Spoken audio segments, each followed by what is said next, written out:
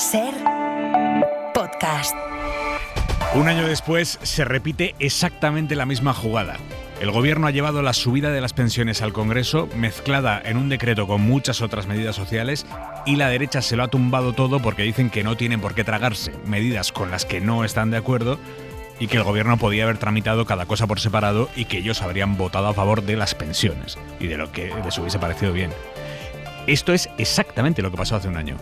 Semanas después se terminó desbloqueando, PP y Junts ya dejaron de bloquearlo, pero mientras tanto millones de pensionistas temieron durante semanas que la subida de sus pensiones quedara en nada. Todo apunta a que este año va a pasar exactamente lo mismo. Nadie contempla que dentro de un mes los pensionistas pierdan la subida que ya se les ha aplicado este mes, que ya han cobrado este mes. Así que volvemos al pulso parlamentario. Cada uno empecinado en sus posiciones.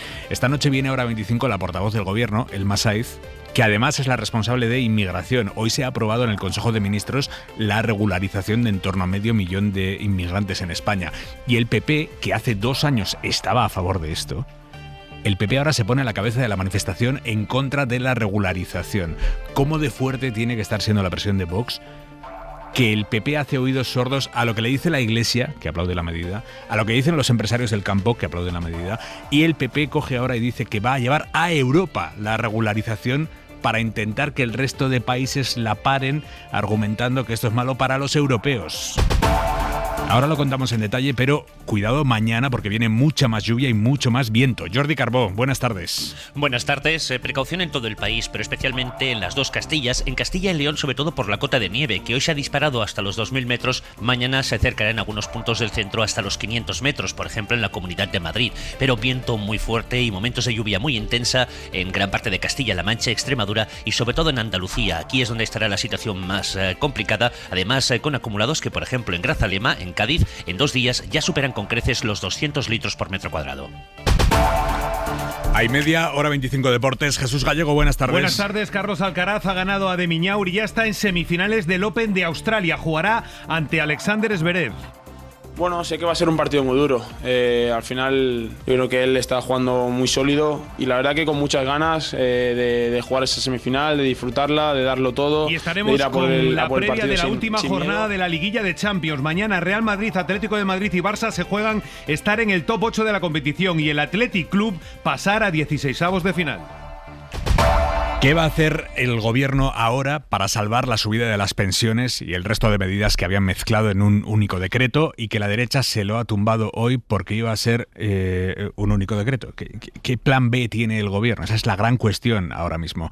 Josué Coello, buenas tardes. ¿Qué tal, Aymar? Buenas tardes. Mientras el gobierno intenta atraer de nuevo a los socios, hoy uno de ellos, Junts, ha impedido con su no la convalidación del decreto para revalorizar las pensiones y lo ha hecho con el mismo argumento que ya lo hizo el año pasado, acusar al Ejecutivo de chantaje al meter en un mismo decreto esta subida de las pensiones y a la vez otras cuestiones como las medidas del escudo social o las ayudas para los afectados por la Dana. Un argumento idéntico que han expuesto no solamente Junts, también el PP, Juan Bravo y Miriam Nogueras. Si quieren revalorizar las pensiones, permita que nuestra proposición de ley se vote.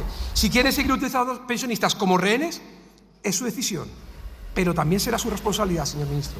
Votarem que sí a la revalorització de les pensions quan les presentin sense el xantatge de mantenir y permetre las ocupacions. La intención del gobierno es traer un texto para aprobar esta subida de las pensiones, pero hasta conocer más detalles del cómo y del cuándo, Félix Bolaños, que ha defendido este decreto, ha cargado contra los que han votado en contra para que, según defienden en el gobierno, sean conscientes de las consecuencias de su voto. Hoy es el día de recordar a aquellos que han tumbado que se incrementen las pensiones. 13 millones de pensionistas hoy han sido dañados, perjudicados por los grupos de la derecha. La cara de la moneda ha caído con el decreto para las ayudas al transporte público. Este sí que ha salido adelante con el sí de Junts y la abstención del PP en un pleno. Por favor, silencio. Silencio, señora. En el que, en su recta final, la presidenta del Congreso, Francina Armengol, ha tenido que expulsar de la tribuna del hemiciclo a una pensionista que ha criticado a PP y a Vox por su no a las pensiones al grito de "son una vergüenza". El presidente Pedro Sánchez se ha comprometido esta tarde a mantener la revalorización de las pensiones, lo que no concreta es cómo. Ese compromiso lo ha hecho en un vídeo, lo ha expresado en un vídeo que ha subido a sus redes sociales. Lo han vuelto a hacer. Otra vez el Partido Popular toma como rehenes a los jubilados y jubiladas de nuestro país, votando en contra de sus intereses de más de 10 millones de pensionistas. Pero os puedo asegurar una cosa, frente a quienes bloquean los avances, vamos a pelear para que las pensiones sigan subiendo. Y Feijóo le ha contestado con otro vídeo en sus redes sociales. Hola, me acerco por aquí porque Pedro Sánchez os está mintiendo. En realidad no es nada nuevo. Lo hace con frecuencia. Para que los pensionistas vuelvan a cobrar en febrero las pensiones con la misma subida que han notado ya en enero, el gobierno tiene ahora que aprobar otro decreto antes de mediados de mes. Jordi Fábrega. De momento los pensionistas cobrarán la paga de enero con la subida, porque de hecho la mayoría ya la han recibido, y los que no, ya se ha ordenado el pago con el decreto en vigor. Pero cuando llegue el momento de cobrar la de febrero, la paga será más baja si el gobierno no hace nada. De hecho, volverá a ser la misma que el año pasado. Así que para que en febrero sigan cobrando la pensión con la subida del 2,7% en el caso de las contributivas, el gobierno tiene que aprobar antes otro decreto. Tiene hasta mediados de febrero para ello, para que dé tiempo a tramitar la paga a los 10 millones de pensionistas. Lo mismo con las otras medidas del decreto que han decaído, desde la prórroga de la prohibición de los desahucios a las familias vulnerables, la extensión del bono social, el capítulo que permite a las víctimas de la DANA no tener que tributar por las ayudas que reciben, o también los incentivos para fomentar la compra de coches eléctricos. O se recuperan en otro decreto o con enmiendas en otra ley, o estas medidas desaparecen definitivamente. Lo que no tiene que pasar por el Congreso es la regularización de cientos de miles de migrantes, una medida que ha echado a andar hoy en el Consejo de Ministros. Lo que estimamos es que para los primeros días de abril pueda abrirse de facto ya el procedimiento, las solicitudes se puedan presentar y ese plazo va a estar abierto hasta el 30 de junio. Es la ministra Elma Saiz, la portavoz del Gobierno, que esta noche va a estar aquí en Hora 25. Le preguntaremos por la concreción de esta regularización que los migrantes podrán pedir dentro de 3 meses y hasta el verano. Nicolás Castellano, buenas tardes. ¿Qué tal? Buenas tardes. Sí, tal y como avanzábamos ayer aquí en Hora 25, el plazo que se fija el Gobierno para que se presenten las primeras solicitudes será la primavera. Hoy el Masái ha concretado que a inicios del mes de abril y el periodo para presentar las solicitudes será hasta el 30 de junio. Se ha concretado también que ese permiso se otorgará por 1 año y será renovable en base a los criterios habituales en la ley de extranjería. Una regularización extraordinaria que llega 21 años después de la última y que celebra Marita, madre de 2 hijos y que lleva prácticamente 2 años en situación irregular en nuestro país. Hay tantas personas trabajando sin papeles para poder sobrevivir aquí. Y no solo eso, nos ayudaría mucho con el tema de las personas que tenemos niños, ya escolarizados en algunos casos y en otros no, que no le permiten porque tampoco se pueden empadronar y tantas cosas. A Marita le denegaron la solicitud de asilo, ya llegó de Perú. A Moja también se la denegaron a pesar de llegar de Mali, un país claramente en conflicto. Eso significa mucho para mí, ¿sabes? No solo para mí, para todos los inmigrantes. El gobierno insiste en que son estimaciones, pero calcula en 500.000 de personas las que se podrían beneficiar de una reforma del reglamento de extranjería que según Elma Saiz tendrá en cuenta de nuevo el acreditar la carencia de antecedentes penales. La Iglesia española ha aplaudido hoy sin matices esta regularización de migrantes que ha aprobado el gobierno. Luis Argüello es el presidente de la Conferencia Episcopal. Alegrémonos porque muchas personas que estaban ya trabajando y no podían ni siquiera cotizar con sus impuestos al bien común puedan desde hoy iniciar un proceso de regularización que quiera Dios que sea posible, de pertenencia plena a nuestra sociedad, a reconocimiento de su dignidad. Y también lo celebran los empresarios. Lo vemos positivo porque la verdad que nuestras explotaciones están demandando personal para poder seguir trabajando y la gente que quiere trabajar en el campo no puede porque no está legalizada y no podemos hacerles contrato. Necesitamos que tengan garantías, que tengan seguridad y eso también va a hacer que nuestras explotaciones estén también más seguras. Son los portavoces de UPA, de COAG, de Asaja, pero el PP no está en estas. Deben de tener unas encuestas que no tenían hace 2 años y ahora rechazan lo que sí veían con buenos ojos hace 2 años. De hecho, esta tarde hemos sabido que el PP va a elevar a Europa su oposición a esta regularización. Feijóo lo va a denunciar ante los líderes del PP europeos que se reúnen este viernes y sábado en Croacia y les va a intentar convencer de que esta regularización española incumple el pacto migratorio europeo y que es mala para toda Europa. Julia Molina. En el PP insisten en que no hay contradicción, aunque en su día se abrieron a apoyar una regularización de 500.000 personas y el propio Feijóo aseguró que el PP sería sensible con ellas. Hoy la portavoz en el Congreso, Esther Muñoz, defendía que solo están a favor de las regularizaciones individuales. Nosotros no hemos cambiado de opinión. Cuando Feijóo dice que hay que dar soluciones a personas, lo seguimos manteniendo individualizadamente. Lo que no entendemos son las regularizaciones masivas y además vinculadas a la residencia durante 5 meses y no al empleo. Los populares aseguran que denunciarán la medida ante sus aliados europeos, misma respuesta que ha tenido Vox, que además pide reunirse con el comisario europeo de Interior. En esta pugna por encabezar el rechazo a la medida, la ultraderecha va un paso más allá. En un vídeo colgado en sus redes, Abascal defiende que la regularización es una invasión. La invasión también mata. Este 500.000 de regularizaciones llamará a otros millones, que agravarán aún más el colapso de la sanidad, de la vivienda y de la seguridad. Varios diputados de Vox también han arremetido contra la medida con mensajes xenófobos y alentando la teoría de la conspiración del gran reemplazo. La tasa de paro en España ha caído por debajo del 10% por primera vez en 18 años. En 2025 se crearon más de 600.000 empleos.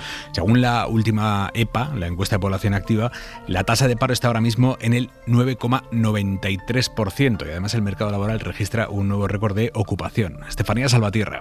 Los más de 600.000 empleos creados en 2025 permiten a España alcanzar un nuevo récord de trabajadores, más de 22.400.000. Un impulso que tiene detrás al sector servicios, que en el último trimestre del año sumó más de 78.000 trabajadores y con una industria que tropieza y pierde 38.000 ocupados. La cifra de esta EPA es el 9,9% de tasa de paro. Tenemos que retroceder a 2008 para bajar del 10%. El Gobierno presumía, Carlos Cuerpo, ministro de Economía. Además, ha venido acompañado de una mejora continuada en la estabilidad en el empleo, ya que los contratos indefinidos han aumentado en casi 550.000. Y los sindicatos apuntaban a ser ambiciosos. Pepe Álvarez, UGT, Unai Sordo, Comisiones Obreras. Creo que nos tenemos que felicitar porque hemos avanzado, yo creo que de manera muy importante. ¿Quiere decir que está todo hecho? Ni de lejos. Nuestro país está en disposición en los próximos 5 años de alcanzar sin ningún género de dudas el pleno empleo. Y eso significa reducir la tasa de desempleo hasta el 8%.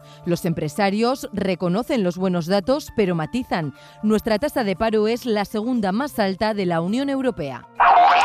El Gobierno ha aprobado hoy un paquete de ayudas para las víctimas de los accidentes de trenes, sobre todo el de Adamuz, pero también el de Llelida, por valor de 20 millones de euros. Las familias de las víctimas mortales van a recibir hasta 216.000 euros cada una, incluyendo pagos a fondo perdido y también anticipos de lo que después les darán los seguros. Óscar Puente es ministro de Transportes. No se trata de poner precio al dolor, quiero que quede muy claro, eso es imposible. Se trata de garantizar que ninguna víctima ni ningún familiar tenga que afrontar, además de una tragedia personal, una situación angustiosa, económica o de desamparo institucional. Y por eso estas ayudas les van a llegar en menos de 3 meses, sin tener que esperar a que los seguros y la burocracia resuelvan. Edu Hernández. Van a ser 10 millones en ayudas directas y 10 millones en anticipos. Se darán hasta 216.000 euros por víctima. Se distribuyen en 72.000 por fallecido a fondo perdido, es decir, que los da el Gobierno, otros 72.000 por el anticipo que da el Gobierno del seguro de responsabilidad civil, ya que hay que ver quién es el responsable del accidente, y otros 72.000 por el seguro obligatorio que corresponde a los operadores. Óscar Puente, ministro de Transportes. Estas cantidades se van a abonar en un único pago. Como digo, van a ser compatibles con las indemnizaciones de los seguros obligatorios y de responsabilidad civil exentas de tributación. En el caso de los heridos es muy importante matizar porque habría que quitar los 72.000 euros por fallecimiento, pero se darían entre 2.400 y 84.000 euros en concepto de lesiones y en función de la gravedad de las mismas. Todo esto se abonará en un único pago, como ha dicho el ministro. Puente también ha respondido al presidente de la comisión que tiene que investigar el accidente de Adamuz y que está dando entrevistas por todo tipo de medios de comunicación, y que en una de ellas ayer dijo sentirse sorprendido porque no se cambiaran todos los carriles en la renovación de la línea de AVE Madrid-Sevilla. Puente habló siempre de una vía completamente renovada. El presidente de la CIAF, Iñaki Barrón, dijo que aunque técnicamente eso está bien hecho, a él le sorprendió que quedaran carriles de hace 30 años porque creía que había sido completamente renovada la vía. Hoy Puente ha venido a cuestionar la exposición pública del presidente de la comisión que tiene que investigar ese accidente. Creo que uno de los problemas que puede presentar el que el presidente de la organización que está investigando el accidente haga manifestaciones públicas es que nos obligue a entrar en un debate público sobre cuestiones en las que no deberíamos estar, ¿no?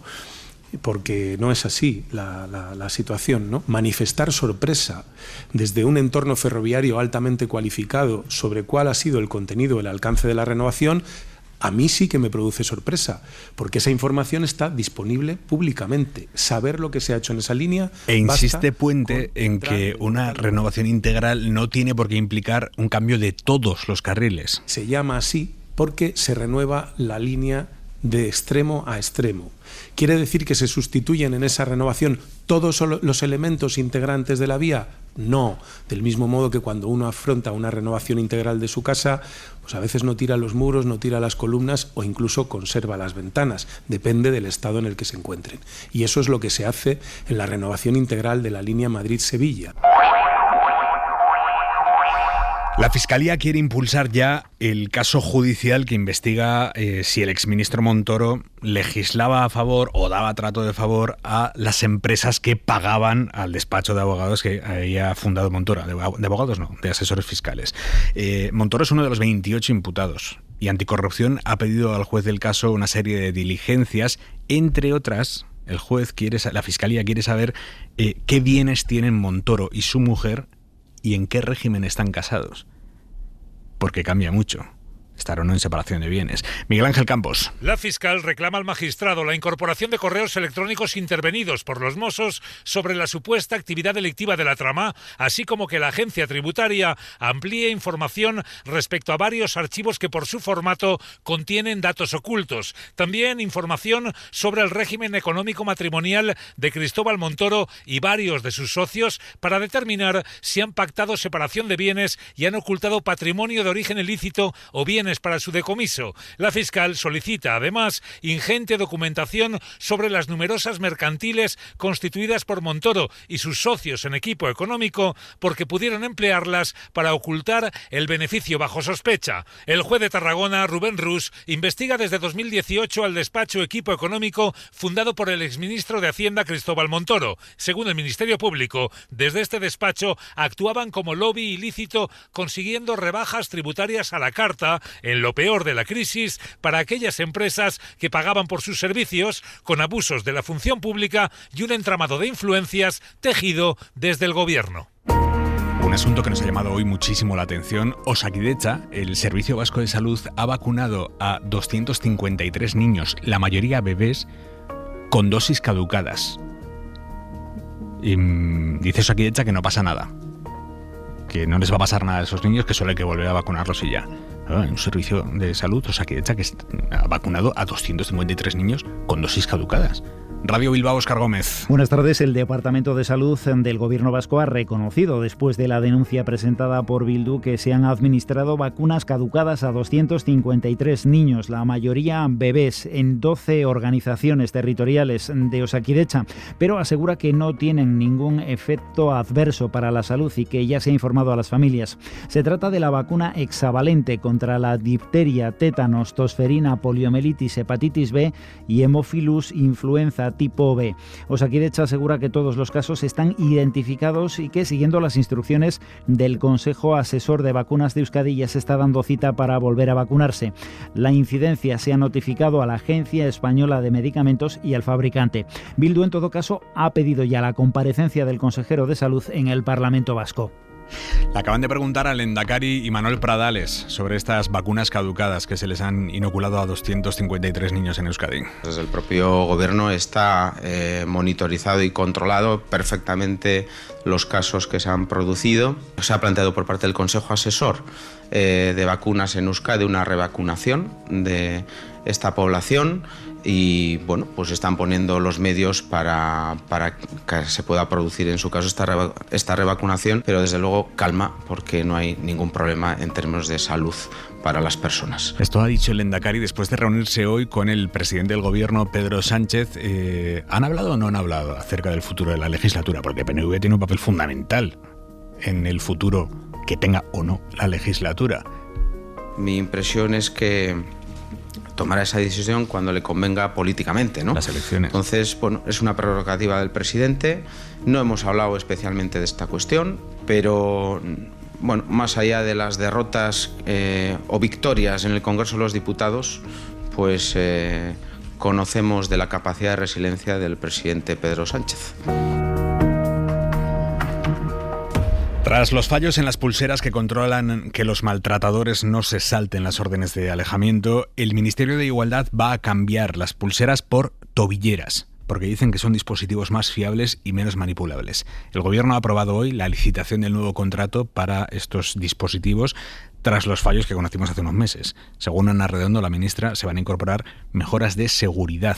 Mariola Leurido, buenas tardes. Buenas tardes. Igualdad comprará más de 17.000 tobilleras con el nuevo contrato. Los técnicos le han recomendado a la ministra el cambio de pulseras a tobilleras para controlar al maltratador. Es un dispositivo mucho más fiable, menos manipulable y por lo tanto se incorporan también todos los mecanismos antivandálicos que van a permitir que ese mecanismo sea mucho más seguro. Es una mejora importante para proteger a las víctimas, señala la cadena SER la expresidenta del Observatorio contra la Violencia de Género, Ángeles Carmona, que denunció los fallos de los actuales sistemas. Claro que es un reconocimiento a que el último contrato que se hizo con respecto a este servicio pues no era el adecuado para las víctimas. Y las víctimas, como Ana Bella, reclaman que se amplíe el uso de este sistema con el que ninguna mujer ha sido asesinada. Que se invirtiera más presupuesto en que todos los maltratadores que están en el sistema Biogen, que hayan amenazado a sus parejas, tengan esta medida para prevenir que las asesinen. A partir de la nueva adjudicación en mayo se comprará, Aymar, la primera remesa de tobilleras para empezar con el cambio. Sobre la deriva de Estados Unidos, el gobierno italiano ha convocado al embajador estadounidense en Roma tras conocerse que agentes de la policía migratoria de Trump van a viajar a Italia a los Juegos Olímpicos de Invierno que empiezan el 6 de febrero para acompañar a la delegación estadounidense. Corresponsal en Roma, Joan Solés. Buenas tardes. La filtración de la llegada a Italia de agentes de fronteras estadounidenses la semana próxima con motivo de los Juegos Olímpicos de Invierno en las regiones de Lombardía y Véneto ha levantado tal rechazo en los italianos que el ministro del Interior, Piantadosi, ha intervenido para calmar los ánimos. Sin conseguirlo. ICE, en cuanto tal, no operará más en Italia. No operará nunca en Italia, ha afirmado, pero ha reconocido que hay gestiones ante la administración americana para su sustitución. Io sono abbastanza stupito dall'atteggiamento del ministro Piantadosi. Estoy sorprendido por la reacción del ministro, ha afirmado Sala, alcalde de Milán. Como alcalde y como ciudadano, no quiero que este cuerpo de policía, que actúa ilegalmente, que mata y que es privado, llegue a Italia. En principio, su despliegue está previsto para proteger a los atletas estadounidenses. El ministro de Exteriores, Tajani, ha precisado que no llega la Gestapo, con ametralladoras y la cara cubierta, sino funcionarios de una división antiterrorista. La oposición en bloque se opone y en menos de 24 horas ha recogido 30.000 firmas pidiendo que no se permita su entrada en Italia. La mirada de Vidal Folk. La cosa es sencilla. Si tienes en casa centenares de miles de inmigrantes sin papeles, solo hay dos salidas. O les das papeles por las buenas o los echas por las malas. Lo más lógico es darles papeles, regularizarlos. Es la máxima que ya popularizó Adolfo Suárez. Hacer legal lo que es real. Y es la solución más lógica porque los inmigrantes que están en España sin papeles afrontan un problema. ¿Cuál? Que no tienen papeles, precisamente. Pero ese es un problema administrativo, aunque deriva en problema social. Pueden ser explotados de cualquier manera. Darles papeles acaba con el falso problema burocrático y con el problema real derivado de la explotación. 2 por el precio de 1. Eso es así porque el grueso, la inmensa y abrumadora mayoría de la población llegada aquí sin certificados, trabaja, genera riqueza, contribuye al bienestar de la ciudadanía española. Legalizar su situación es el primer paso para otros pasos también necesarios. Legalizar sus contratos verbales, incorporarlos al salario mínimo, planificar mejor los servicios de acogida, organizar más adecuadamente ambulatorios y escuelas para evitar posibles saturaciones, oficializar su pago de impuestos, planificar las necesidades de vivienda. Todo eso es más difícil de hacer si no existen en los papeles privados ni en los archivos de las administraciones. Por eso, la decisión de normalizar su estatus no es que sea buena, es que es espléndida. Bienvenidos inmigrantes, aunque sea con retraso. La otra salida es deportarlos, expulsarlos, deportarlos en masa. No es lógico, cuesta mucho, impide que hagan su aportación, es inhumana y suele requerir violencia. es lo que hace Donald Trump, la fórmula Minneapolis. Para no perderte ningún episodio, síguenos en la aplicación o la web de la SER, Podium Podcast o tu plataforma de audio favorita.